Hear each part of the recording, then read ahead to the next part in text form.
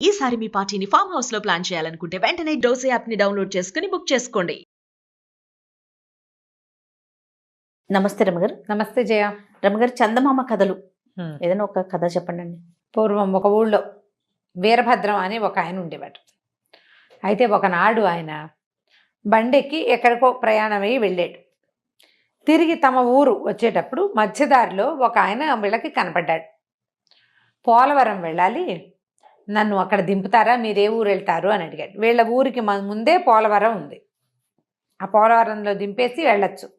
అయితే ఆ కనపడ్డ ఆయన మాసిపోయిన బట్టలు, బవిరిగా పెరిగిన గడ్డము, కొంచెం పిచ్చివాడిలాగా ఉంది. మాట అయితే బాగానే ఉంది, కానీ బండి అబ్బాయి కుదరదండి, అయ్యగారు ఉన్నారు వెనకాల, కుదరదండి, కొత్త వాళ్ళని ఎక్కించుకోమని ఇట్లా అన్నాడు. అనేసరికి ఈయనకి ఏమనిపించింది, ఏమిటో రాత్రి వేళ చీకటి పడిపోయింది, ఊళ్ళకి చేరటానికి కాలినడక తప్పిస్తే ఆసరా లేదు, ఈ పోలవరం చాలా దూరం ఏం కాదు, కొంత దూరం నడిస్తే చేరలేరు, బండి ఉంటే వెళ్తారు, ఎవరో ఏమిటి అని కేకేస్తే ఆ బండి అతనితో మాట్లాడుతున్న ఆయన వెనక్కి వచ్చాడు.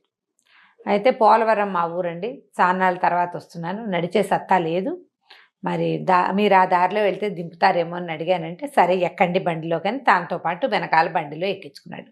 గూడు బళ్ళు ఉండేవి, ఒంటెద్దు బండి, ముందు ఎద్దు ఉంటుంది, వెనకాలకి ఇట్లా గూడలే ఉంటుంది కదా. సరే ఆయనలో తన లోపలికి జరిగి ఆయన్ని ఎక్కించుకున్నాడు. కొంచెం ఇద్దరు మనుషులు పక్క పక్కన కూర్చోవచ్చు, కాస్త కాళ్ళు జప్పు పడుకోవచ్చు కూడా, ఒంటెద్దు బళ్ళు బాగుంటాయి.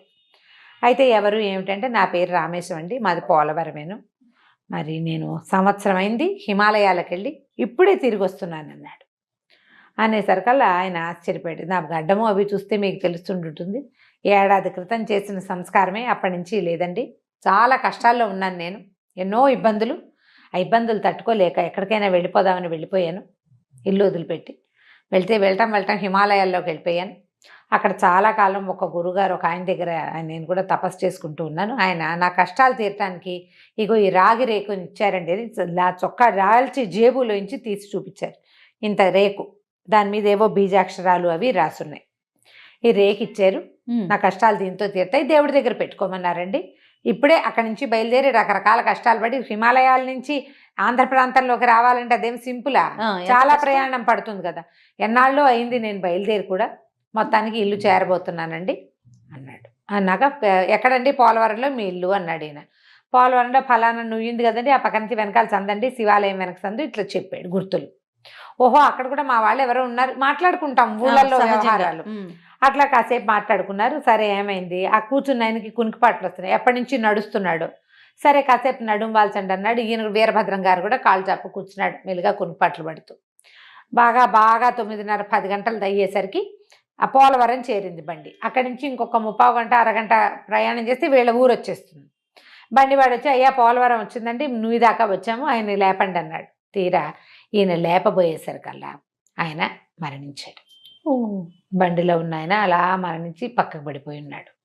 అయ్యో ఏం చేయాలి, ఆయనతో పాటే కూర్చుని ప్రయాణం చేశారు కదా. సరే ఒరే ఇది ఈ ఊళ్ళోకి వెళ్ళి పెద్దవాళ్ళని ఎవరినైనా కేకేసుకురా అని బండివాడిని కేకేశారు. ఆయన గుర్తులు చెప్పాడుగా, శివాలయం వీధిలో ఆ వెనకాలే ఏదో ఇల్లు అని, ఆ ఇల్లు వెతుకుంటూ వెళ్ళాడు.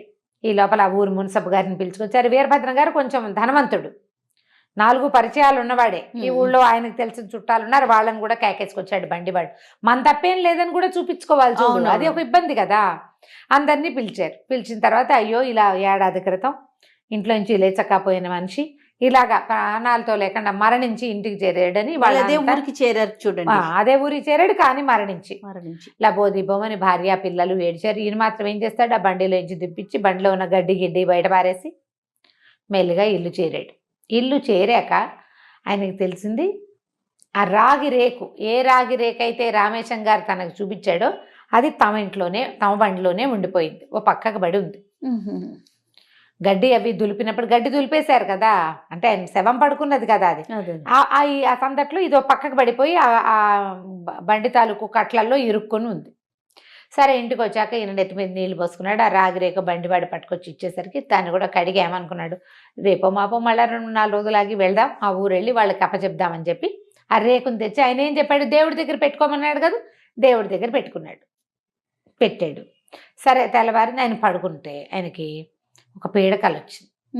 వాళ్ళ అబ్బాయి పిల్లవాడు గురించి ఒక స్నేహితుడు ఎవరో వచ్చి, ఏమిటి మీ అబ్బాయి ఉద్యోగం కావాలని నా దగ్గరకు వచ్చాడు, మరి మీకు అంత కలిగి ఉన్నావు, మీ పిల్లవాడు ఇంకోళ్ళ దగ్గర ఉద్యోగం చేయవలసిన కర్మం ఏమిటి? ఉద్యోగం కోసం నా వెంట పడుతున్నాడు. మీరు మాట్లాడుకోండి, తీరా మీ అబ్బాయికి ఎక్కడైనా ఉద్యోగంలో పెడితే నీతో మాట వస్తుందని నేను నీకు ముందే చెప్తున్నాను అని ఆయన స్నేహితుడు ఒకడు చెప్తున్నాడు కల్లో. ఈయన కొడుకుని పిలిచి, ఏరా అబ్బాయి, నీకు ఉద్యోగం ఏమిట్రా? ఇంత వ్యాపారం ఉంది, మనకి వ్యవసాయం కొంచెం ఉంది, పెద్ద వ్యాపారం ఉంది, ఇంత ధనం ఉంది, నీకు ఉద్యోగం చేయాల్సిన కర్మ ఏమిట్రా అంటే, నువ్వు దిక్కున్న చోటు చెప్పుకో, ఉద్యోగం చేసి తీరాల్సిందే అని కొడుకు అరిచి పోట్లాడుతున్నాడు. ఈయనకి మేలుకు వచ్చింది, తెల్లవారిపోతోంది. చూస్తే అంత పరిస్థితులు మామూలుగానే ఉన్నాయి. ఏమిటి ఇలా వచ్చింది కళ అనుకున్నాడు. సంపన్న గృహస్థు. ఆ రోజుల్లో ఇంత సంపన్నులైన వాళ్ళు ఎవరి దగ్గరైనా పని చేయడం అన్న పాయింటే లేదు అసలు. ఇలాంటి కళ వచ్చింది అని అనిపించింది. రెండో రోజు ఏదో వ్యవహారం చూసుకున్నాడు, నడుస్తోంది. రెండో రోజు రాత్రి మళ్ళీ పడుకున్నాడు. రాత్రి పడుకోకేమైంది, పడుకునేసరికి ఆయనకి ఏవో రకరకాల కళలు వచ్చి ఒక పీడ కళ వచ్చింది. ఈయనకి ఈ వీరభద్రం గారి భార్యకి ఏదో ఆ పొట్టకి సంబంధించిన అనారోగ్యం ఉంది. ఆవిడ్ని చాలా తక్కువ తినమంటారు. ఆవిడ డైటింగ్ తరహాలో తింటుంది. కొన్ని కారాలు తిందు, పప్పులు తిందు, వేయించిన పదార్థాలు తిందు, కొన్ని రకాల పళ్ళు తినకూడదు. జబ్బు చేసిన మనిషి ఆవిడకి. ఆవిడ స్వల్పంగా తింటుంది, మామూలుగా నాజుగ్గా ఉంటుంది, ఎక్కువ తిందు.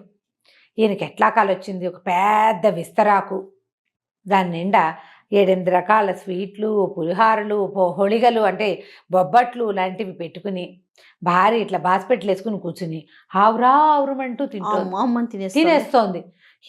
ఏమిటే ఈ తిండి, వైద్యుడు నిన్ను తినద్దన్నాడు కాదుటే అని కేకలేశారు. తింటే చస్తామని చెప్పాడు అని అరిచాడు నిద్రలోనే. అరిస్తే భార్య ఏం చెప్తుంది ఆయనకి కల్లో, అవన్నీ తినకుండా ఎలా బతుకుంటాం, పోతే పోతాం, తిండి తిని తీరాల్సిందే, తినకుండా కుదరదు, నువ్వు ఏం చేసినా సరే నేను తిండి మాను, ఒక పూటే తినాలి, అరపూటే తినాలంటే ఎవడ తింటాడు, నేను ఇలాగే తింటా. ఈయనకి అదురు పుట్టింది. ఏంటి పీడకల ఇది, పైగా భోజనాలు తిళ్ళు అవి కనపడకూడదు, జబ్బు ఇది, పెళ్ళానికి ఇంకా జబ్బు చేస్తుందా, ఇదేం కాలు వచ్చింది అనుకున్నాడు. పొద్దున్న లేస్తే అంత మామూలుగానే, ఆవిడ ఇట్లాగే పిట్టలాగా ఇంతంతే తింటోంది, మామూలుగానే. మూడో రోజు రాత్రి ఇంకో కాలు వచ్చింది ఆయనకి. ఆయనకు ఒక కూతురు, ఆ పిల్ల చప్పట్లు చరుస్తూ వచ్చి, నాన్న నేను ఎదురింటి అబ్బాయిని పెళ్లి చేసుకుంటాను అంతే, నాకు వేరే సంబంధాలు చూడద్దంటుంది. ఎదురింటి వాడిని చేసుకోవటం ఏమిటే, వాడికి ఏదో పేరు లేని జబ్బు వచ్చింది, రేపు ఎల్లుండో చచ్చిపోయేలాగా ఉన్నాడు అంటే, చచ్చిపోయినా సరే నేను వాడినే పెళ్లి చేసుకుంటానంటుంది పిల్ల. ఎదురింటి వాడిని పెళ్లి చేసుకుని తీరుతానంటుంది. ఆ ఎదురింట్లో ఉన్న పిల్లవాడు ఒక 25 ఏళ్ళు ఉన్నాయి, వాడు ఏదో తీరని వ్యాధితోటి తీసుకుంటున్నాడు, మంచాన పడిపోయాడు.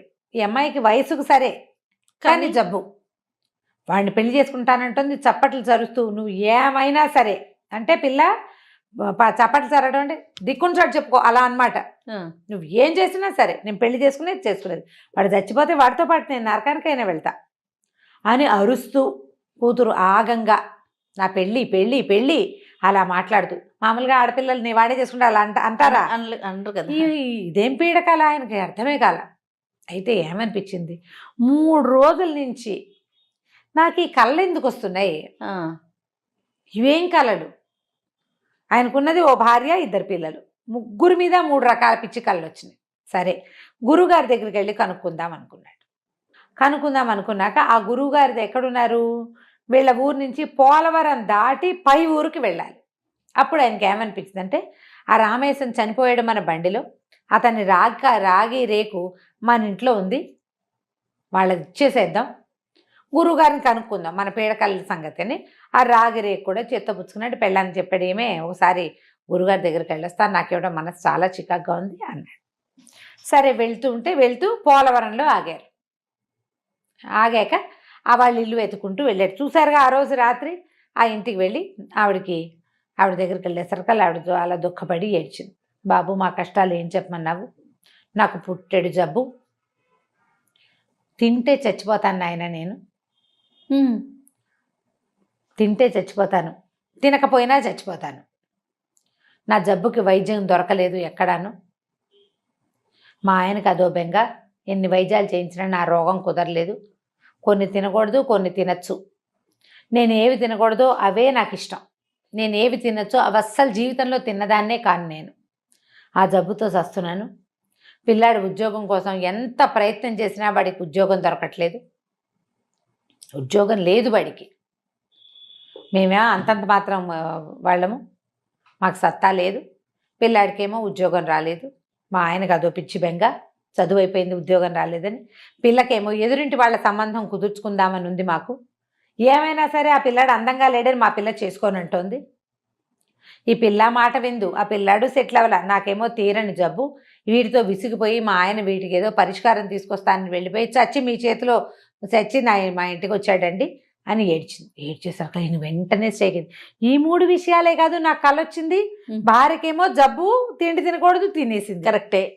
పిల్లాడేమో నేను ఉద్యోగం చేసి తీరుతానంటున్నాడు. పిల్లేమో ఎదురింటి వాడు చచ్చిపోయేందుకు సిద్ధంగా ఉండామన్నవాడిని చేసుకుంటాను.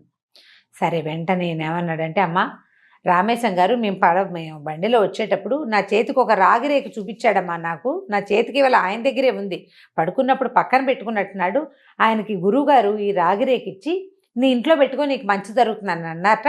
ఇదిగో అమ్మా, ఇది మీ ఇంట్లో పెట్టుకోండి అని ఆవిడ చేతిలో పెట్టి, ఆవిడ ఈ వెంటనే ఆ రాగిరేకు కళ్ళ కదుకుని, ఫోన్లే నాయన చచ్చేలోక అన్నాడు మా ఆయన, ఇదైనా నాకు దక్కిచ్చాడని ఆవిడ తీసుకుపోయి లోపల పెట్టుకుంది. నేను వెళ్ళొస్తానమ్మా అని బయటకు వచ్చాడు. ఇక గురువుగారి దగ్గరికి వెళ్ళక్కర్లేదనిపించింది ఆయనకి. ఈ రేకు నా దగ్గర ఉండటం ఏ కష్టాలు తీరుతాయని గురువుగారు ఒక మహర్షి రామేశం గారికి ఇచ్చాడో ఆ కష్టాలు ఏమిటో నాకు తెలియజేసేసారు. అదే కనపడుతోంది కదా. అవును. సరే అక్కడి నుంచి ఆవిడకి ఏం చెప్పాడంటే, అమ్మ పిల్ల పెళ్ళికి ఏదైనా కావాలంటే సహాయం నేను చేస్తాను, మీ అబ్బాయికి ఉద్యోగానికి మా ఊరు పంపించండి, నేను ఉద్యోగం వేయిస్తాను. మా ఊళ్ళో ఒక మంచి శాస్త్రి గారు ఉన్నారు, చాలా అత్యద్భుతమైన వైద్యుడు, అపర ధన్వంతరి, మీకు చూపిస్తాను. మీకు ఫలానా వెళ్ళి ఎక్కడ చెప్తాను, నేను చెప్తా ఒక మాట, పిల్లవాడిని తీసుకుని మీరు అక్కడికి వైద్యానికి వెళ్ళండి అని ఆ 3 మాటలు చెప్పేసి ఓసారి గురువుగారికి వెళ్ళి దండం పెట్టుకుని ఇంక ఈ విషయం ఆయనతో డిస్కస్ చేయలే, ఇంటికి వెళ్ళిపోయాడు అనమాట. ఆ రాగి రేకు వల్లే ఈయనకి ఇలాంటి కళ్ళు వచ్చినాయి. ఇప్పుడు కొంతమంది పాలిట వరంగా ఉండే విషయాలు కొంతమందికి శాపంగా పరిణమించే అవకాశాలు కనిపిస్తాయి అప్పుడప్పుడు. ఒక్కొక్కళ్ళకి ప్లస్ అవుతుంది, అది మనకి మైనస్ అవుతుంది. అవునండి. ఆ రాగిరేకు ఈయనింట్లోనే ఉండుంటే ఆయన ఏముందిలే రాగిరేకు ఏదో దేవుడిదే కదా అని పెట్టుకుంటుంటే ఈయనకి ఇలా కళ్ళు వస్తూనే ఉండేవి. కొన్నాళ్ళకి ఆ ఇబ్బందులు ఈయన మీద కూడా వచ్చేవి. అందుకని ఏం చెప్తారంటే, ఇతరులవి తాయెత్తులు కానీ వేరే వాళ్ళవి ఏవైనా మనం తెచ్చుకోకూడదు అని చెప్తారు. అవును. వేరే వాళ్ళ ఇళ్లల్లోని దేవతా ప్రతిమలు అవి మనం తేకూడదు. ఇప్పుడు మనం ఏదో పూజ చేసుకుంటాం, చాలా కాలం మనం పూజలు మానేసాం, ఎక్కడికో దేశ విదేశాలకు వెళ్ళిపోతున్నాం. అలాంటప్పుడు ఫ్రెండ్స్కి ఇవ్వకూడదు ఆ ప్రతిమల్ని, వాటిని దేవాలయాల్లో ఇవ్వమని చెప్తారు. రాగిరేకులు, యంత్రాలు కూడా పారే నీళ్ళల్లో వదిలిపెట్టేసేయండి, లేదా దేవాలయాల్లో ఇవ్వండి అంటారు. కానీ స్నేహితులు, చుట్టాలు వాళ్ళ ఇళ్లలో పెట్టరు. పాత పద్ధతే కదా ఇది. అవును. ఇలాంటి గమనంతో ఉండాలి. కథ ఇంట్రెస్టింగ్గా ఉంది, చూడండి. అవును. కథ కంచికి మనం ఇంటికి. చాలా బాగుంది రమ్మ గారు. నమస్తే. నమస్తే.